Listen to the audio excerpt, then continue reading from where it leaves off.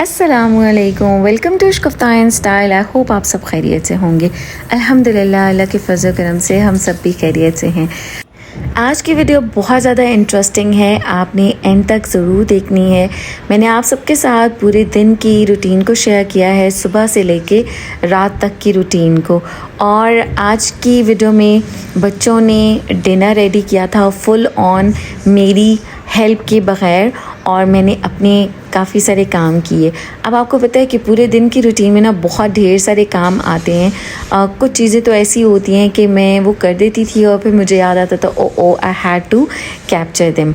सो आप वीडियो को एंड तक देखिएगा, इंशाल्लाह ताला आपको बहुत पसंद आएगी और आप अपनी रूटीन के साथ रिलेट भी कर पाएंगे कि वाकई इतने ढेर सारे काम होते हैं। अच्छा, अगर तो आप मेरे चैनल पे न्यू हैं तो जल्दी से कर लीजिए मेरे चैनल को सब्सक्राइब, लाइक एंड शेयर ज़रूर कीजिएगा अपने फ्रेंड्स एंड फैमिली मेम्बर्स के साथ। आज की वीडियो बहुत ही ज़्यादा इंटरेस्टिंग भी है, आपको बहुत ही मज़ेदार रेसिपी भी सीखने को मिलेगी और आइडियाज़ भी मिलेंगे इंशाल्लाह ताला। आप सबकी दुआओं से मैं काफ़ी हद तक सेहतयाब हो रही हूँ। बस दुआ कीजिए कि मुकम्मल तौर पर सेहतयाब हो जाऊँ और आपके साथ ढेर सारी आइडियाज़, ढेर सारी ताकि मैं अपनी फ्रेंड्स एंड फैमिली मेम्बर्स की कर सकूँ दावतें और मज़े की रेसिपीज़ आपके साथ शेयर करूँ, मज़े के आइडियाज़ शेयर करूँ। तो यहाँ पे प्रीव्यू से आपको पता तो चल ही गया होगा कि क्या एक्टिविटी चल रही है और बच्चों ने डिनर में क्या चीज़ बनाई विदाउट माई हेल्प। बहुत काले या I am black, I am from Nigeria. मुझे रोड से उठाया था मेरे माँ बाप ने। Shagufta Styles pick me from the road.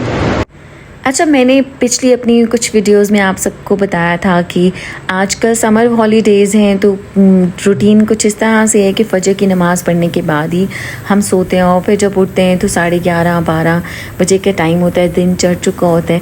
तो चूँकि गर्मियाँ हैं तो सबसे पहला काम जो मुझे अच्छा लगता है ना वो होता है शावर लेना। शावर लेने के बाद आप फ्रेश फील करते हैं और एनर्जेटिक फील करते हैं। अच्छा, ये एक एप्रिकॉट स्क्रब है जो कि फुल बॉडी पे भी यू कैन यूज़ इट, बहुत ही अच्छा माइल्ड है। और ये भी एप्रिकॉट स्क्रब ही है which is use for face, वो भी बहुत माइल्ड है। अच्छा, एप्रिकॉट स्क्रब में जो चंक्स होते हैं ना तो उसका बहुत ज़्यादा ख्याल रखना होता है, देखना होता है। तो बिल्कुल जो माइल्ड हो पाउडरी फॉर्म में आप वो लिया करें, मोटे चंक्स वाला ना लिया करें, that can damage your skin specially your face. तो आफ्टर टेकिंग शावर सबसे ज़्यादा ज़रूरी होता है हमारा skin care. Morning skin care and night skin care are very important. इससे हमारी स्किन फ्रेश रहती है, हमें ख़ुद को भी अच्छा लगता है और जब हम रेडी हो जाते हैं तो फिर हमारा दिल चाहता है कि अब हम जल्दी से ज़्यादा से घर के काम कर लें, अपने काम कर लें। और बहुत सारे आपको पता है दिन में काम होते हैं और सबसे पहला ज़रूरी काम जो होता है ना स्किन केयर के बाद वो होता है रूम को ठीक करना। तो यहाँ पे जब भी हेयर ब्रश करें आफ्टर दैट उसको क्लीन ज़रूर किया करें। इसमें जो थोड़े बहुत बाल होते हैं, ब्रश नीट एंड क्लीन रहते हैं और सफाई निस्फ़ ईमान है। और फिर अगर ब्रश के अंदर भी बाल हों तो वो बहुत ही अनटाइडी और बहुत ही अजीब गंदा सा लगता है। सो यहाँ पे सबसे पहले मैंने लगाया था टोनर के बाद मैंने लगाया सीरम और इसके बाद मैंने लगाया सनस्क्रीन। जो मैंने टोनर और सीरम लगाया था ना उसके टाइम पे कैमरा ऑन ही नहीं हुआ, so I forgot to share that with you. लेकिन मैं एक अपनी वीडियो में आपके साथ शेयर कर चुकी हूँ। तो आप किसी भी अच्छी कंपनी का टोनर वगैरह ले सकते हैं। After that I did a little makeup जिसमें कि बस सनस्क्रीन के ऊपर ही मैंने ब्लश ऑन लगा लिया था, हल्का सा आई शेड लगा लिया, आईब्रोज बनाए थे एंड लास्ट में लिपस्टिक लगाई थी। अच्छा, अब लिपस्टिक लगाने के बाद I was feeling like so fresh.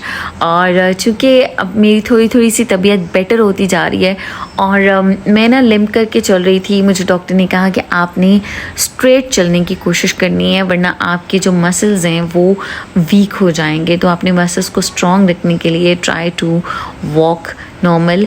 और मैंने अपना रूम खुद से करने की कोशिश की क्योंकि बहुत दिनों से बच्चे कर रहे थे और आपकी मर्ज़ी के अकॉर्डिंग नहीं होता ना। और फिर मुझे बहुत फ़ील होता था कि बच्चे करते हैं, छोटे से बच्चे हैं, मासूम बड़े से काम करते हैं, तो ऑल द टाइम ना मुझे बच्चों से ये सब कुछ करवाना भी अच्छा नहीं लग रहा था।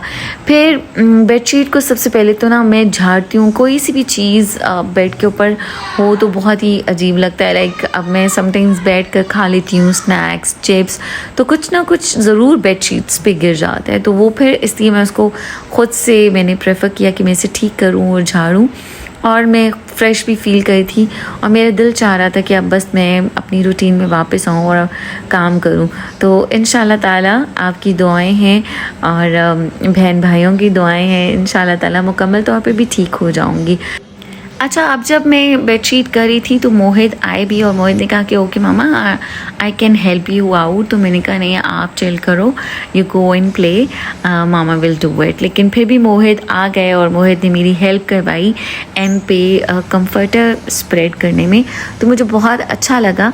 सो यहाँ पे थोड़ा बहुत जो मैं बैंड होके भी कर रही हूँ ना, तो स्क्वाट पोजीशन में आए, सो आपकी लेग्स पे प्रेशर हो और आप बिल्कुल, आपकी बैक पे प्रेशर नहीं पड़ना चाहिए। तो मैं इसलिए थोड़ा थोड़ा सा कर रही हूँ क्योंकि अब चूँकि एक्सरसाइजेज़ मुझे करनी है, स्ट्रेचेस करने, तो उनमें कुछ स्ट्रेचेस इस तरह के भी हैं। सो वो तो खैर हम रिलैक्स होते हैं तो तब वो स्ट्रेचेस करते हैं, बट थोड़ा सा मैं अपने आप को वर्किंग में लेकर आ रही हूँ हल्का फुल्का सा, सो दैट मेरे मसल्स थोड़े और स्ट्रॉन्ग हो जाएं। आपको पता है कि जब हमारे मसल्स को हम बिल्कुल वर्किंग में नहीं लेकर आते तो वो भी लेज़ी हो जाते हैं, वो स्ट्रॉन्ग नहीं रहते। तो अब जब मैं स्ट्रेचेस भी करती हूँ तो मुझे वो स्ट्रेचेस का ज़्यादा पेन होता है, बिकॉज़ मेरी बॉडी काफ़ी टाइम से रिलैक्स थी, मैं रेस्ट कर रही थी, तो जिसकी वजह से अब इसलिए अभी आपने देखा थोड़ी देर पहले मोहित आए और उन्होंने मेरे साथ कंफर्टर बिछाया। तो यहाँ पे मैं पिलोज़ रख रही हूँ last but not the least. उसके बाद ना कुछ मेरे साइड टेबल पे मैं ग्लास रखती हूँ, कप रखती हूँ, या कोई ड्रिंक रखते हैं तो स्ट्रेन्स पड़ जाते हैं, तो वो स्टेन्स मुझे इरिटेट कर रहे थे।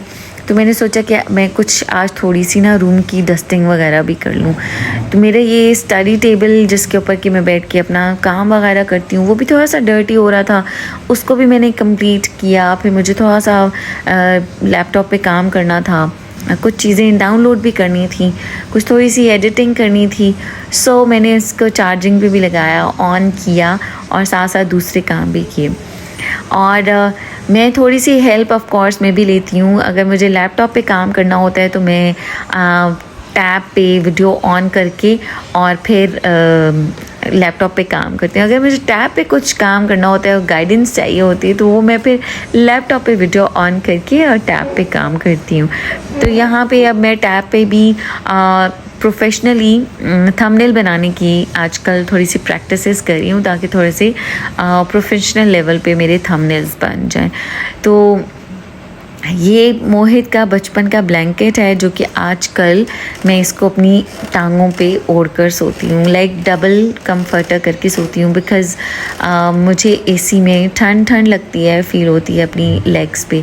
तो डॉक्टर ने तो कहा था कि आप हॉट वाटर बॉटल रखें, लेकिन उसके बाद फिर हमें टांगों को वार्म ही रखना होता है ना, ताकि सर्द गर्म ना हो जाए, इसलिए ये वाला छोटा ब्लैंकेट बहुत ही मज़े का गर्म है और I feel comfortable in it.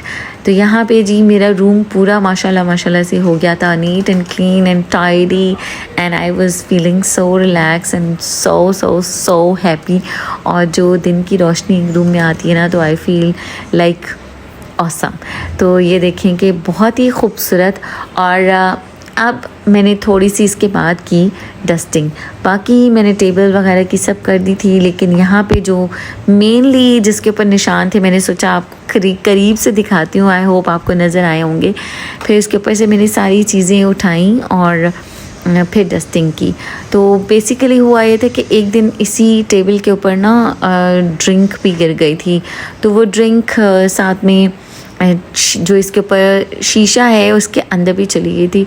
तो उस दिन से ही मुझे था, क्योंकि जब कोई मॉइस्ट वगैरह नीचे चला जाता है ना, तो आपको पता है फिर पेंट भी नीचे से ख़राब होता है और फिर शीशा चिपक भी जाता है। तो मुझे वो डर था कि नीचे से पेंट ख़राब ना हो, तो आज मैं इसको खुद से ना हटा कर कंप्लीट डस्टिंग करती हूँ। उस टाइम पे बच्चों ने कोशिश तो की थी, उठा कर भी किया था, बट माँओं को सेटिस्फेक्शन नहीं होती ना, क्योंकि हमें ख़ुद करने की आदत होती है काम करने की, इसलिए अब यहाँ पे फिर मैं शीशे को उठा कर करूँगी।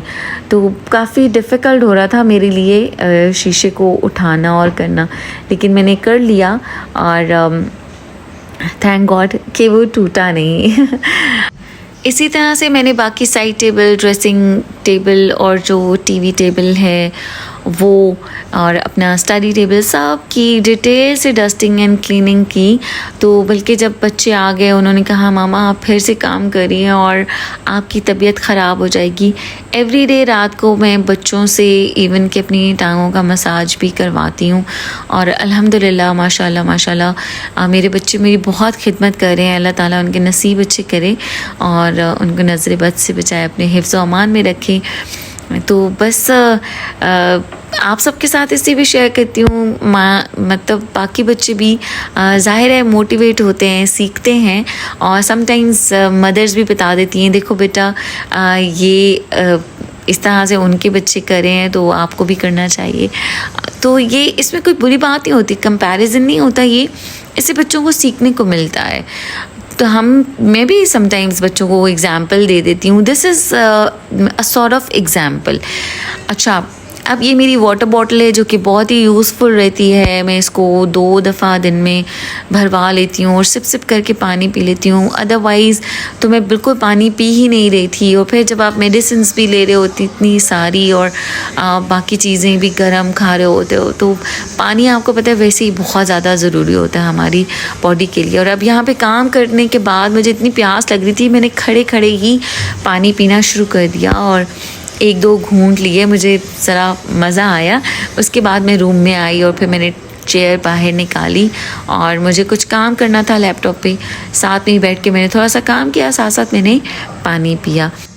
अच्छा, नॉर्मली आप जब काम करते हैं तो मैंने पहले भी कहा था हम अपने फ़्लो में काम कर लेते हैं, लेकिन अगर हम जब फ़िल्मिंग कर रहे होते हैं, शूट करते हैं वीडियोस, तो हर एंगल से हमें कैमरा को सेट करना पड़ता है और फिर चेक भी करना पड़ता है कि सही आ रहा है, नहीं आ रहा, फोकस है या नहीं है, तो वो और भी ज़्यादा टाइम लगता है। और पहले तो मेरी सेहत भी बिल्कुल ठीक थी तो मैं फिर भी मुझे टाइम लगता था और अब तो मैं स्लो काम कर रही हूँ तो मुझे ज़्यादा टाइम लग रहा है। तो मेरे लिए काफ़ी सारे काम हो गए थे जबकि मैंने जिस दिन में मैंने ये वीडियो शूट की है और टाइम्स आगे पीछे भी हो रहे थे बिकॉज़ ज़ाहिर है कि आप अकॉर्डिंग टू द टाइम वैसे तो आप काम कर लेते हो, लेकिन जब हम शूट करें तो फिर हमारा टाइम टेकिंग होता है तो टाइम हमारा आगे पीछे हो जाता है।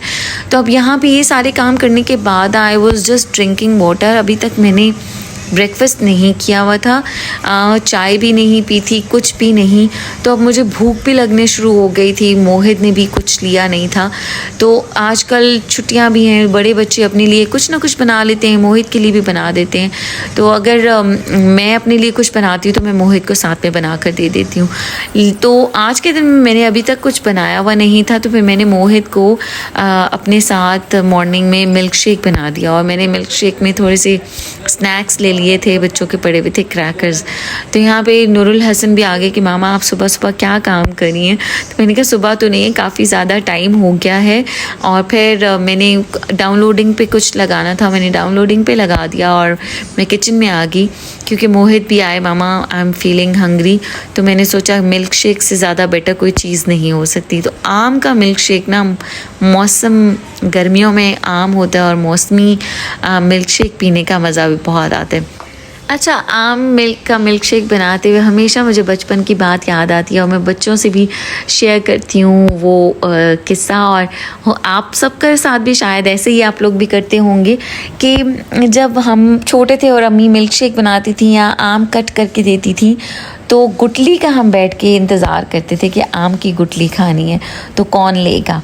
तो आज के दिन में बच्चे अपना अपना बिज़ी थे। मैंने जब मिल्क शेक बनाया और गुटली बची और मैं उसको खा रही थी तो मैंने उसको बहुत ज़्यादा एंजॉय किया। अभी आप थोड़ी देर बाद देखिएगा तो मुझे बचपन का अपना किस्सा याद आ जाता है हमेशा जब भी ऐसा मैं करती हूँ। तो मज़े मज़े की यादें होती हैं। आप लोग मुझे कमेंट में ज़रूर बताइएगा कि क्या आप लोगों ने भी ऐसे किया है कि आम की गुठली का आपने वेट किया हो कि अब आम की सारी फाड़ियाँ कट गई हैं, स्लाइसेस बन गए हैं या क्यूब्स बन चुके हैं या मिल्क शेक बनने के लिए आम कट चुका है और एंड पे गुठली बचेगी, तो who is going to take that गुठली। तो माशाल्लाह से हम ज़्यादा सारे बहन भाई थे तो ज़्यादा से आम कटते थे, तो अम्मी इतने ही काट देती थी कि सबको गुठली आ जाए, किसी की बहस ही ना हो, लड़ाई ही ना हो।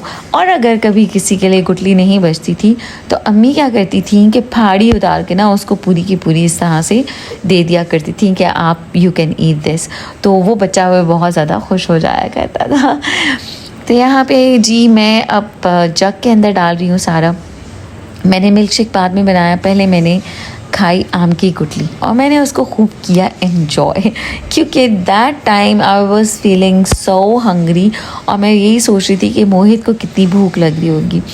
लेकिन माशाल्लाह माशाल्लाह मोहित सब्र से ही बैठे रहे, इंतज़ार करते रहे। और वैसे भी मैं मोहित को कहती हूँ drink plenty of water so that अच्छा होता है, हाइड्रेटेड रहते हैं बच्चे। इसमें मैंने 1 कप भर के दूध का डाला है, तो इसमें से 2 कप आराम से हमारे लिए मिल्क शेक बन गया था। तो बड़े बच्चे भी जब उनका दिल होता है तो वो मिल्क शेक बना लेते हैं, अपने लिए नाश्ता बनाते हैं, ब्रेड एग वट जो भी उनका खाने को दिल चाहता है, जैकेट पोटैटोज़ बनाते हैं। तो वो डिफरेंट चीज़ें, डिफरेंट रेसिपीज़ ट्राई करते रहते हैं। अब यहाँ पे मोहित को मैंने बुलाया था कि आप मुझे ड्रॉ में से बीटा निकाल दें, क्योंकि बहुत ज़्यादा नीचे मैं बैठ नहीं होती हूँ, बैठती नहीं हूँ, थोड़ा सा अवॉइड करती हूँ, थोड़ा सा केयर कर रही हूँ। तो इस वजह से फिर मोहित आए और मोहित ने ड्रॉर को पाँव से बंद किया। तो इससे भी मुझे बचपन का एक किस्सा याद आ गया। मुझसे जो मेरी छोटी सिस्टर है ना, वो ये बहुत ज़्यादा करती थी कि कोई ड्रॉर है पाँव से बंद कर दिया, दरवाज़ा है पाँव से बंद कर दिया, कोई चीज़ गिरती थी she try to pick up with foot और फिर उठा दी थी। तो अम्मी को बहुत बुरा लगता था। अम्मी कहती थी नीचे बेंड हो, नीचे झुको, बैठ जाओ, बैठ के उठा लो चीज़, पाँव से आप क्यों करती हो। तो हम बहुत ज़्यादा इसको भी एंजॉय करते थे। अब मैंने अपने लिए निकाला कप और मैंने मोहित के लिए भी इसके साथ का कप निकाला था, बट मोहित सेड कि नहीं, I want to drink milk shake in the glass. और फिर मोहित ने अपनी मर्ज़ी का ग्लास निकाला और मुझे दिया। मैंने मोहित को उसमें डाल कर दिया था। अच्छा, अब मैं आपको मज़े की बात बताऊं कि मिल्क शेक ज़ाहिर है मैंगो मिल्क शेक होता है, तो मैंगो बहुत मीठा होता है। मैं इस मैंगो मिल्क शेक में कभी भी चीनी नहीं डालती हूँ। बच्चे जब छोटे थे ना तो कहते थे मामा फीका सा लग रहा है, तब मैं बच्चों को डाल दिया करती थी। लेकिन अब मैं मोहित को बिल्कुल नहीं डाल कर देती। मैं कहती हूँ इट इज़ स्वीट, वरना बच्चों को बहुत ज़्यादा ना मीठे की आदत हो जाती है। तो अब जाकर मेरे बड़े बच्चों ने भी मीठा थोड़ा सा कम किया, वरना बहुत ज़्यादा लेते थे। यहाँ पे नाचोस थे जो कि मैंने मिल्क शेक के साथ निकाले कि मोहित भी खाएंगे और मैं भी खाऊंगी। लेकिन ऑनेस्टली बताऊं कि इन नाचोस का टेस्ट बिल्कुल अच्छा नहीं था, बिल्कुल भी मुझे अच्छे नहीं लगे और मैंने 1-2 ही खाए, उसके बाद मैंने रख दिया। मोहित को भी अच्छे नहीं लगे। मोहित ने कहा मामा व्हाट इज़ दिस, ये बिल्कुल अच्छे नाचोस नहीं हैं। इन नाचोस का टेस्ट ऐसा था कि बासी रोटी हो ना, आपने उसको डीप फ्राई किया और उसके ऊपर आप मसाला डाल दें, ट्रस्ट मी, मतलब उसमें अजीब सी हीक भी थी। आई शुड नॉट से दिस, बट होता है समटाइम्स आपका टेस्ट कुछ चीज़ों पे डेवलप नहीं भी हुआ होता। तो एनीवेज़ मैंने बहुत ही कोशिश की कि मैं अपना टेस्ट डेवलप करूं और इनको खा सकूं जितनी कि मुझे भूख लग रही थी, लेकिन मैं नहीं खा सकी। फिर मैंने उनको रख दिया। तो यहाँ पे अब जब नमाज का टाइम भी हो गया तो मैंने ऑफ कोर्स मैं कोशिश करती हूँ कि पहले नमाज उठकर पढ़ूँ सारे काम छोड़ के। अब मैंने मिल्क शेक पी लिया था तो मुझे काफ़ी ज़्यादा वो आप कहते हैं ना कि भूख मेरी थोड़ी कम हो गई थी। फिर उसके बाद मैंने नमाज़ पढ़ी। नमाज के बाद मैंने तस्बीह पढ़ी और उसके बाद ये असर की नमाज़ का टाइम है, ज़ोहर की नमाज़ का टाइम को मैंने कैप्चर नहीं किया था। उस वक्त बस मेरी नमाज़ लेट हो रही थी, तो मैंने सोचा कि इससे पहले नमाज़ लेट हो जाए मैं नमाज़ पढ़ लेती हूँ and then I will capture the असर नमाज़। असर नमाज से मगरिब की नमाज़ तक के दरमियान ना कहते हैं कि दुआएं भी कबूल होती हैं, आपको तस्बीहात पढ़नी चाहिए। अच्छा, ये भी मैंने जब से सुना है तो मैंने सोचा कि मैं आपके साथ इसको भी शेयर करती हूँ। इंशाल्लाह ताला आपको इसका फ़ायदा होगा। और ये पीसफुल टाइम होता है असर से मगरिब तक का ना, तो इस टाइम में आप देखें तो सारे परिंदे वगैरह सब अपने अपने घरों को भी वापस जा रहे होते हैं। अच्छा, अब मुझे भूख लग रही थी और उसके बाद मैंने मगरिब की नमाज़ पढ़ने के बाद ना नूडल्स बनाए अपने लिए भी, और थोड़ा थोड़ा से बच्चों ने भी खा लिया। आज ना बेसिकली नूरुल हसन और मरियम ने डिनर में पिज़्ज़ाज़ बनाने थे, जिसकी डो उन्होंने फजर की नमाज़ के बाद बनाकर रेडी करके रख दी थी। तो नूडल्स थोड़े थोड़े से सब ने टेस्ट किए, मैंने मोहित ने और बड़े बच्चों ने अपने लिए कुछ हल्का फुल्का सा खा पी लिया था। और they were waiting for the pizza, और उन्होंने बहुत ही ज़्यादा मज़ेदार, बहुत डिलीशियस पिज़्ज़ाज़ रेडी किए। तो यहाँ पे उसकी रेसिपी भी है, मैंने सोचा वो भी आपके साथ शेयर कर देती हूँ। 3 कप्स फ्लावर लिए हैं। अच्छा, ये जो आज पिज़्ज़ाज़ बनाए हैं टोटली नूरुल हसन और मरियम ने मिल के किया है, मैंने बिल्कुल भी इनकी हेल्प नहीं की। अच्छा, इसके अंदर 1 पैकेट आप ऐड कर दें यीस्ट का, और इसके अंदर कुछ और इंग्रेडिएंट्स जाएंगे। 1 टीस्पून नमक आपने ऐड करना है, और ऑयल जो है वो 4 से 5 टेबलस्पून ऐड करना है। और इसके अंदर आपने तकरीबन हाफ़ कप दूध करना है, लेकिन दूध हल्का सा वार्म हो। अगर गर्म दूध के साथ हम इस डो को रेडी करेंगे तो यीस्ट जो है वो अच्छी तरह से राइज़ होगी, और हमारी जो फ्लावर है वो अच्छी तरह से राइज़ होगा। अच्छा, इसको ये करने के बाद मरियम मुझसे थोड़ा थोड़ा सा पूछने आती थी बार बार, मामा कितना ऑयल ऐड करना है, मैंने इतना फ्लावर लिया है। तो बस वो I was just guiding them, otherwise सारा का सारा पूरा काम बच्चों ने खुद से किया माशाल्लाह माशाल्लाह। नूरुल हसन ने डो को भी गूंदा हाथों के साथ, और कुछ इन्होंने फ़न भी किया। जब ये मिल के कुकिंग करते हैं तो हंसी मजाक भी करते हैं। और ये देखें कि बॉयज़ का हाथ हिलाने का स्टाइल जो होता है वो डिफरेंट होता है। तो Nurul Hasan first time dough बना रहे और एक दूसरे के साथ मजाक भी कर रहे थे। You can listen. मुझे रोड से उठाया था मेरे माँ बाप ने। Shagufta Styles pick me from the road. और कभी ना ऐसे ही लेकर डालें। अच्छा जी, अब फाइनली डो रेडी हो गई थी, लेकिन थोड़ी सी इन्होंने डो थोड़ी सी हार्ड रेडी की थी, बट इट वाज ओके। अब आजकल गर्मी इतनी ज़्यादा है कि डो अच्छी तरह से राइज़ हो ही जाती है। तो जो पिज़्ज़ाज़ बनाए ना, इन्होंने फ्लैट क्रस्ट वाले बनाए थे, और वो बहुत ही मज़े के होते हैं। जिसकी क्रस्ट होती है ना वो सॉफ्ट होती है, बहुत ज़्यादा मोटी सी होती है, वो इतना ज़्यादा टेस्टी नहीं होता। थोड़ा सा क्रस्टी और थोड़ा सा क्रिस्पी क्रस्ट हो तो उसका मज़ा आता है। यहाँ पे अब फाइनली मरियम ने उसको फाइनल टच दे दिया, और डो रेडी हो गई। इसके ऊपर आप हल्का सा ऑयल लगा के और इसको क्लिंग करके रख देंगे। तो पहले आपने थोड़ा सा टाइम इसको माइक्रोवेव ओवन में रख देना है। अब इन्होंने चूँकि उसके बाद सो जाना था, तो फिर जैसे ही थोड़ी सी डो राइज़ हुई तो उठा के फ्रिज में रख दिया था, और फिर नेक्स्ट डे जो है वो पिज़्ज़ाज़ रेडी किए, क्योंकि फिर वेट करना पड़ता है ना अगर हम डो उसी वक्त बनाएं, और फिर बाद में बाकी करने के जो काम थे वो सारे बच्चों ने किए। और अभी आप देखिएगा सब कुछ बच्चों ने, चिकन भी खुद कट किया, चिकन को ग्रिल इन्होंने खुद से किया जो स्टर होता है, और उसके अंदर स्पाइसेस खुद ही से ऐड किए। मैंने कोई हेल्प नहीं की, मैं अपने रूम में ही बैठी रही थी। अब यहाँ पे चिकन जो है वो नूरुल हसन कट करेंगे, क्योंकि मरियम ने कहा था कि आज आप चिकन कट करोगे और बाकी चीज़ें वेजिटेबल्स जो है वो मैं कट करूँगी। सो दोनों 1 बाय 1 स्टेप बाय स्टेप सारे काम कर रहे थे, एंड आई वाज एंजॉइंग। यहाँ पे थोड़ी सी देर में किचन में आई थी इनको देखने के लिए कि आर दे डूइंग गुड और वेल, और इन्होंने कहा हम खुद कर सकते हैं मामा, यू कैन गो। तो फिर मैं चली गई और अपने रूम में बैठ के मैं तो वीडियो एडिट करी थी और वीडियो को मुझे अपलोड करना था। So I said okay you guys keep on doing, जैसे आपको समझ आता है आप करते जाएं।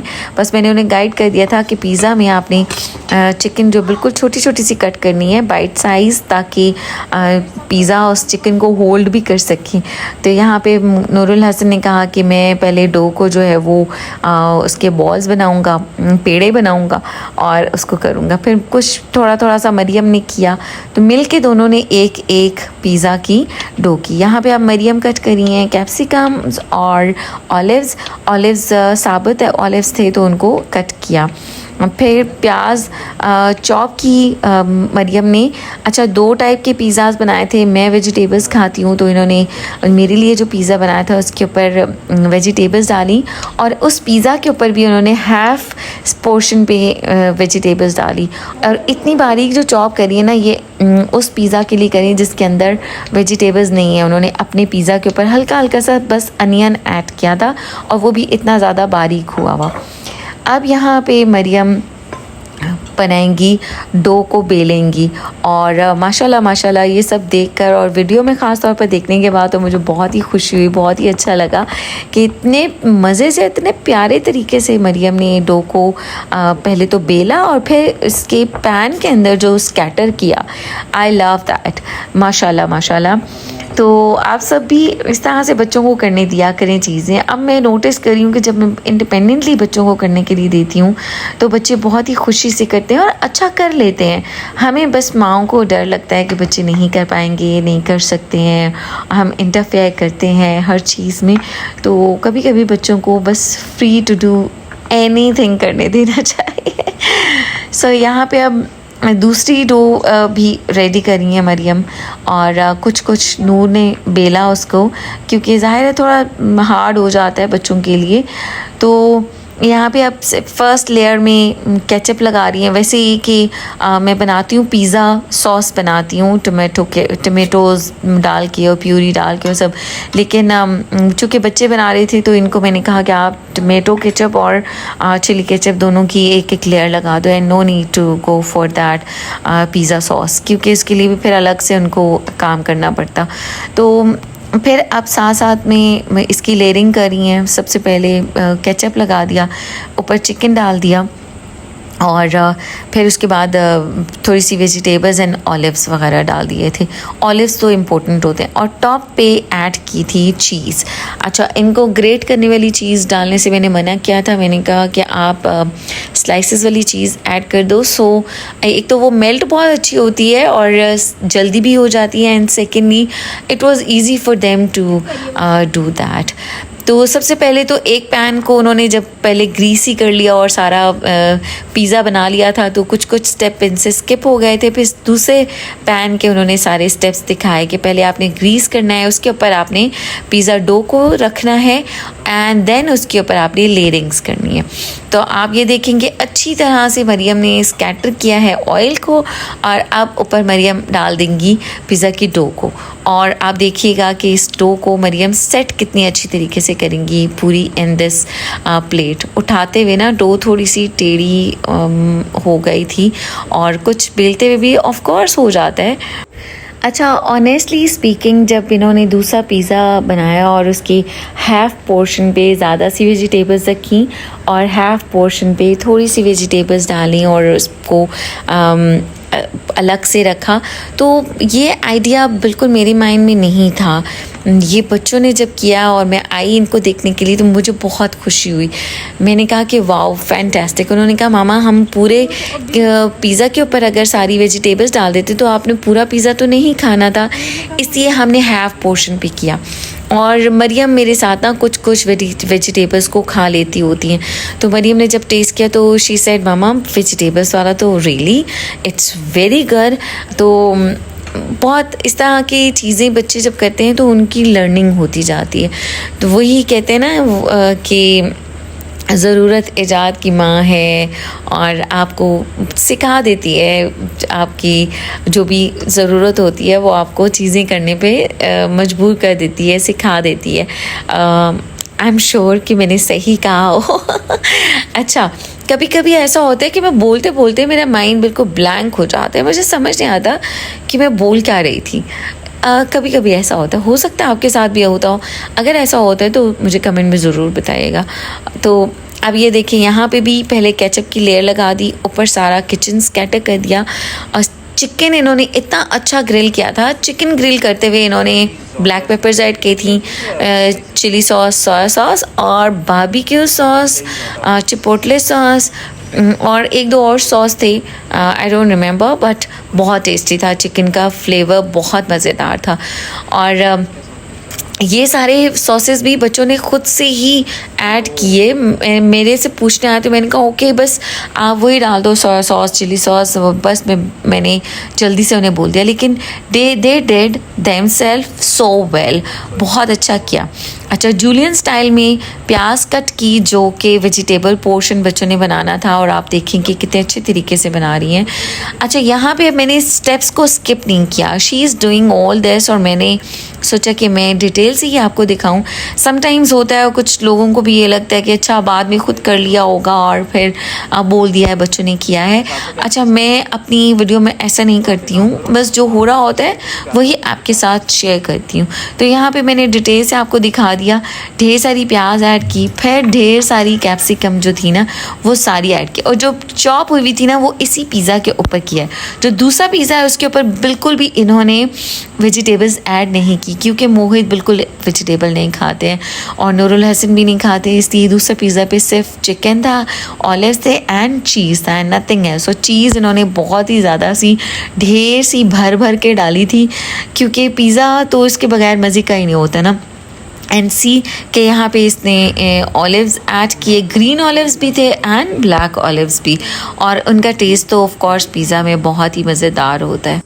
अच्छा, मैं ना आपको ऑनेस्टली बताऊं कि जब भी कुकिंग की कोई भी इस तरह से वीडियो होती हो, जब मैं एडिट कर रही होती हूँ, स्पेशली जब मैं वॉइस ओवर कर रही होती हूँ, और अभी भी जब मैं वॉइस ओवर कर रही हूँ, तो मुझे वो पिज़्ज़ा का टेस्ट याद आ रहा है और मेरे मुंह में पानी आ रहा है। ऑनेस्टली मुझसे बोला भी नहीं जा रहा, मेरा दिल चाह रहा है कि मैं दोबारा से इस पिज़्ज़ा को खाऊं।